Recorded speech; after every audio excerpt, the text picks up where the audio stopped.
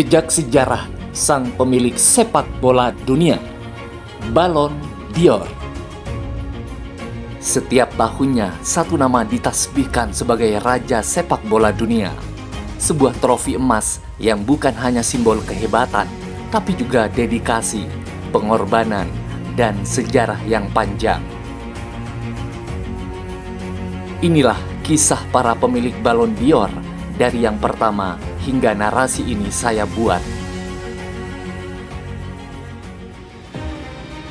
Tahun 1956, permulaan legenda. Ballon d'Or pertama kali diberikan pada tahun 1956 oleh majalah France Football. Penerima pertamanya adalah Sir Stanley Matthews, winger legendaris asal Inggris. Saat itu, Matthews berusia 41 tahun dan dianugerahi bukan karena statistik mencolok, tetapi karena pengaruh dan dedikasi seumur hidupnya di lapangan hijau. Inilah awal dari penghargaan yang kini disebut-sebut sebagai hadiah Nobelnya sepak bola.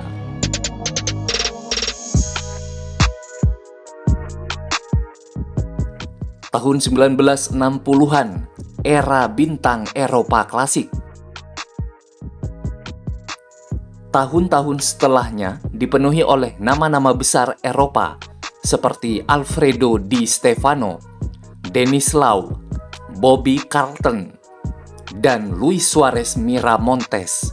Satu-satunya pemain Spanyol yang pernah memenangkan Ballon d'Or hingga akhirnya rekornya disamai oleh Rodri pada tahun 2024. Mereka adalah generasi yang merintis jalur menuju pengakuan internasional.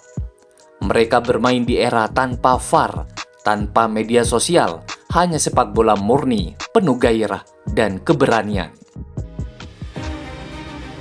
Tahun 1970 hingga 1990, seni dan dominasi. Masuk ke era 70-an dan 80-an, dominasi beralih ke pemain-pemain dengan gaya bermain indah dan intelektual.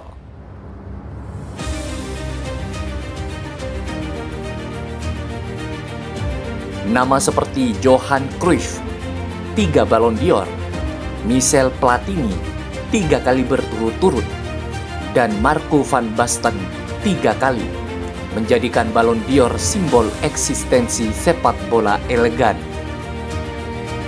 Tapi tak semua cerita tentang kejayaan. Van Basten misalnya dipaksa pensiun di usia 28 tahun karena cedera parah yang terus menggerogoti. Ballon d'Or baginya adalah penghargaan atas bakat yang terlalu besar untuk usia yang terlalu singkat.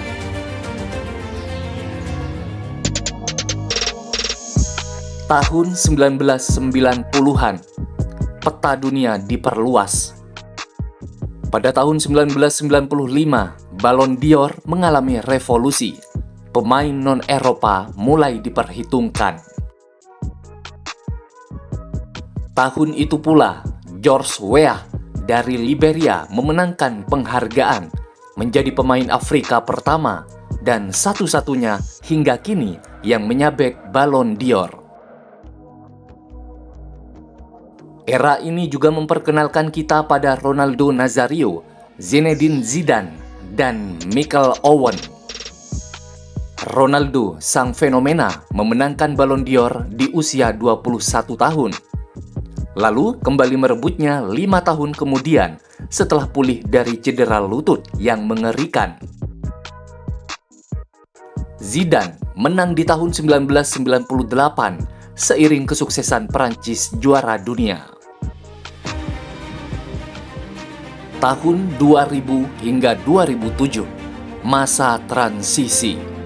Selama periode ini, penghargaan diberikan kepada pemain seperti Ronaldinho, Andriy Shevchenko, dan Fabio Cannavaro, bek tengah yang memenangkan Ballon d'Or usai mengangkat trofi Piala Dunia 2006.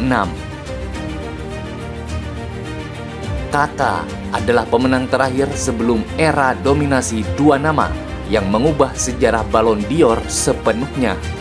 Cristiano Ronaldo dan Lionel Messi. Tahun 2008 hingga 2021, duopoli Messi-Ronaldo. Dari tahun 2008 hingga 2017, hanya Messi dan Ronaldo yang memenangi Ballon d'Or. Keduanya menciptakan era rivalitas terbesar sepanjang masa. Messi dikenal sebagai jenius alami, pembuat assist, pencetak gol, penari bola.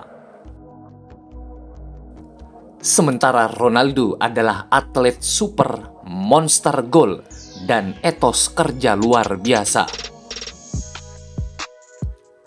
Lionel Messi meraih penghargaan ini 7 kali hingga 2021, sementara Cristiano Ronaldo mengoleksi 5 Ballon d'Or.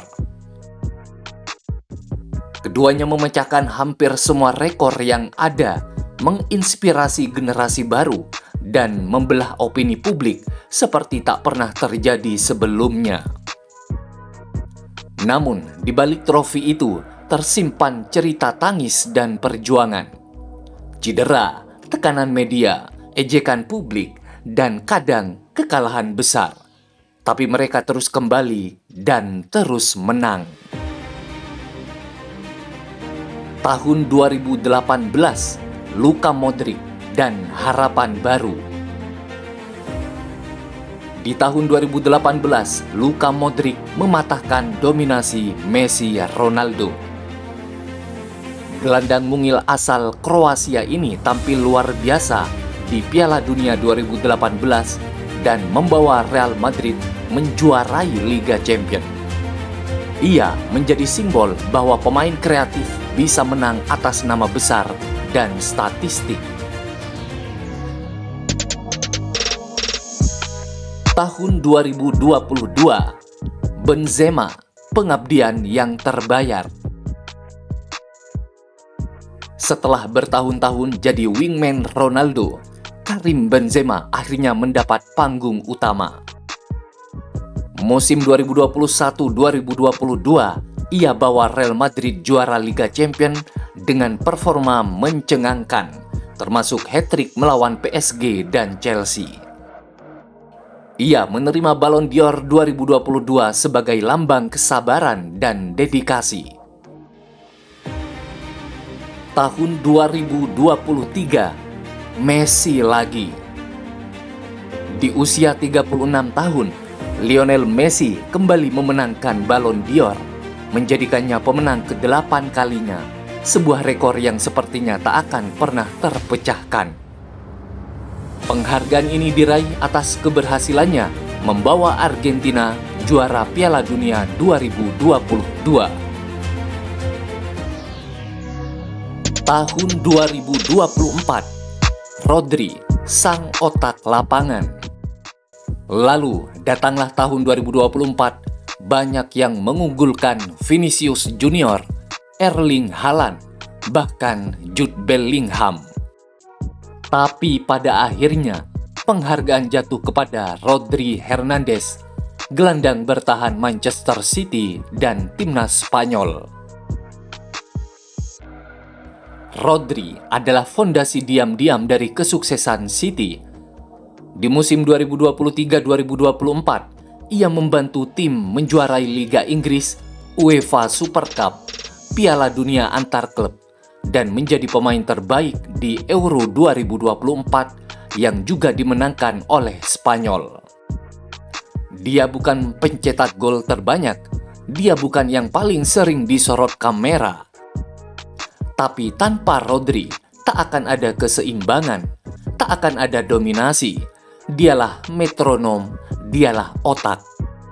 Kemenangan Rodri disambut hangat oleh penggemar netral, namun juga memicu kontroversi, terutama karena Real Madrid dan fansnya merasa Vinicius lebih layak.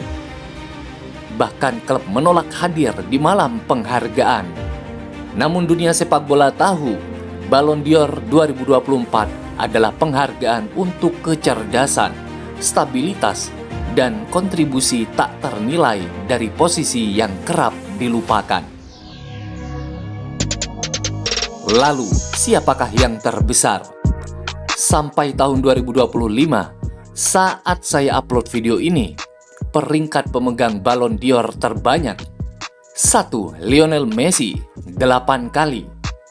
Tahun 2009, 2010, 2011, 2012, 2015, 2019, 2021, 2023.